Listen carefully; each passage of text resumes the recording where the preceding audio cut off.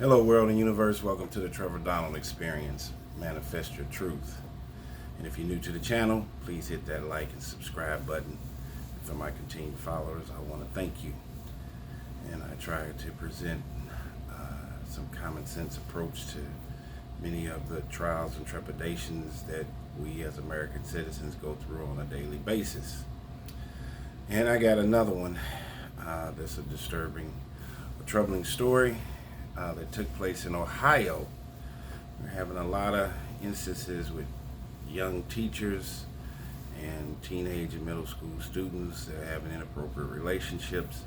But this one is very peculiar and different because this is a 24-year-old Ohio social worker named Peyton Shires. 24-year-old Peyton Shires, Ohio social worker, who allegedly had inappropriate contact and sex with a 13-year-old client. She had only been a licensed social worker for about 6 months here recently, and the way she got caught was that the boy's mother, for some reason, had taken his phone and had seen inappropriate text messages and even sex videos that was on this young boy's phone.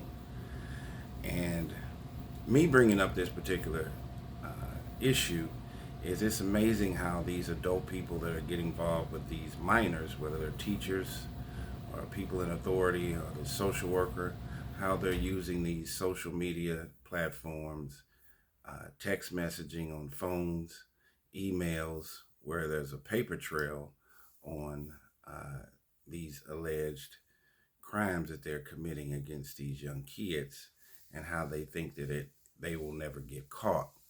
And many times, this cell phone can be either an angel or the devil. And she had tons of inappropriate text messages and sex videos that the mother ended up seeing. The mother notified the not-for-profit that Miss Peyton Shires was working at, and Peyton eventually got arrested and was on a $500,000 bond on October 6th of last year, and she was charged with 4 counts of unlawful sexual conduct with a minor, 2 counts of witness intimidation, and a count each for discharging a firearm. So what else that took place here was that once the mother notified the authorities and handed over the boy's phone, Peyton got upset, got arrested, got out on bond, and then Peyton proceeded to go over to the boy's house with a gun and threatened to kill the mother and herself.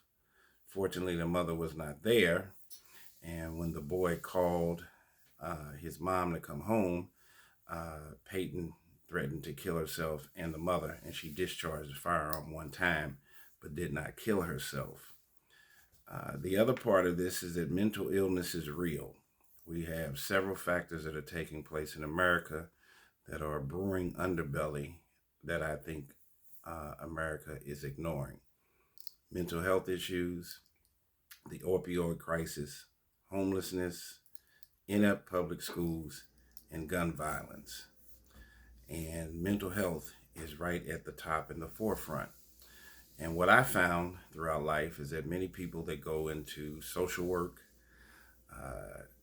psychology, clinical psychologists, various forms of psychology counseling, psychology, many of them go into it because they found those professions and in their studying that it helped solve some of the problems that they had growing up or throughout their journey.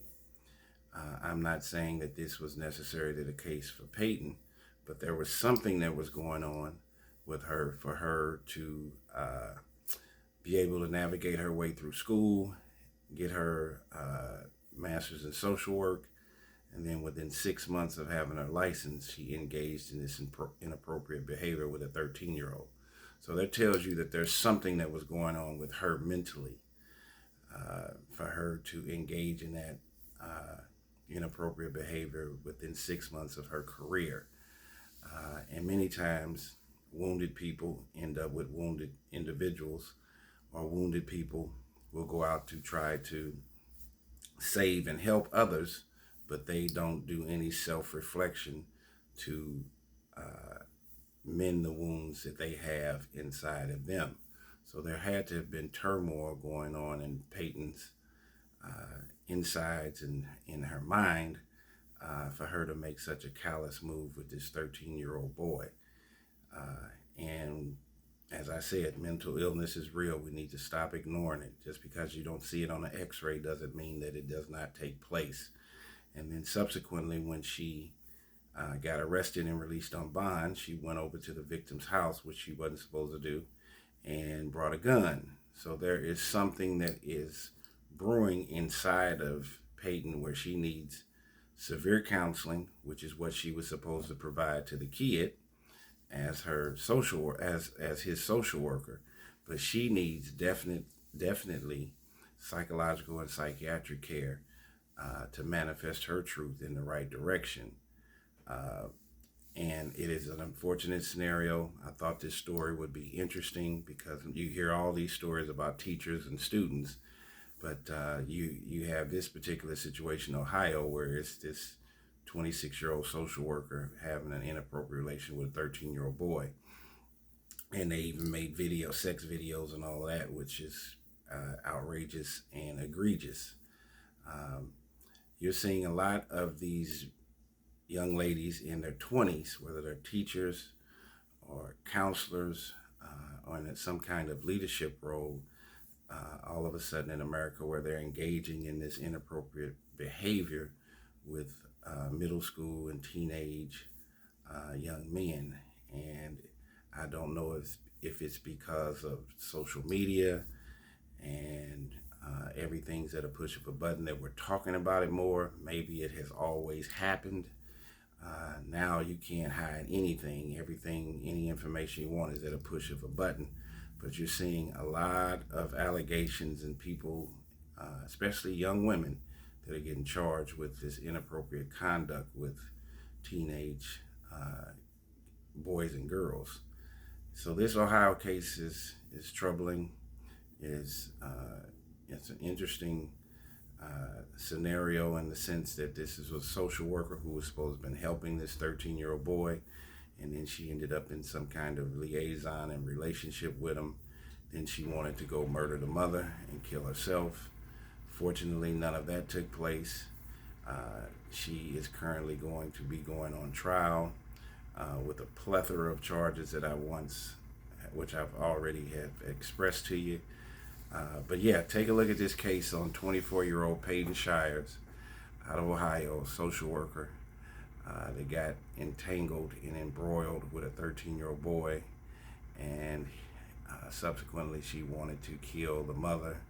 She said that the mother and the boy ruined her life, and that it doesn't seem like she understands what she has done to this young man and his mother as a result of her immature behavior and actions with this teenage boy. We have to take accountability for our actions. We have to manifest our truth in the right direction, and we must look in the mirror, and what you see is what you get. A lot of times people want to project their insecurities off onto somebody else, but self-reflection first is what's most important.